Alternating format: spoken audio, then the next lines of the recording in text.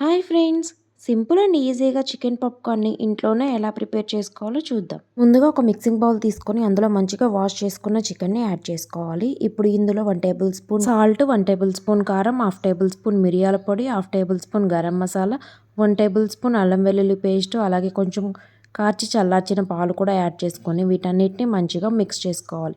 ఇలా మంచిగా మిక్స్ చేసుకున్న తర్వాత మూత పెట్టేసి వీటిని 2-3 గంటల వరకు ఫ్రిడ్జ్‌లో మ్యారినేట్ చేసుకోవాలి. ఇప్పుడు ఇంకొక ప్లేట్ తీసుకొని అందులో 1 కప్ వరకు మైదా పిండి యాడ్ చేసుకోవాలి. అందులో కొంచెం సాల్ట్, కారం, అలాగే మిరియాల పొడి కూడా యాడ్ చేసుకొని ఈ పొడంతా అందులో కలిసేలాగా మంచిగా మిక్స్ చేసుకొని పక్కన పెట్టేసుకోవాలి.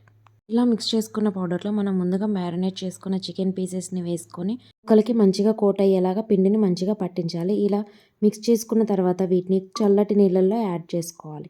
ఇలా కోల్డ్ వాటర్లో వేసిన తర్వాత మళ్ళీ తీసి పౌడర్లో యాడ్ చేసుకొని పిండిలో మంచిగా మిక్స్ చేసుకొని ముక్కలకి పౌడర్ అనేది బాగా కోట్ అయ్యే విధంగా చేసుకొని ఇలా అన్నిటిని ప్రిపేర్ చేసుకొని ఒక ప్లేట్లో పెట్టుకోవాలి.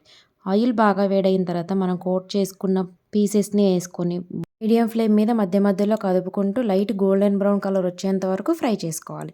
ఇలా ఫ్రై చేసుకున్న చికెన్ పీసెస్ని వేడి వేడిగా సర్వ్ చేసుకొని టొమాటో కచప్తో తింటే టేస్ట్ మాత్రం చాలా బాగుంటుంది.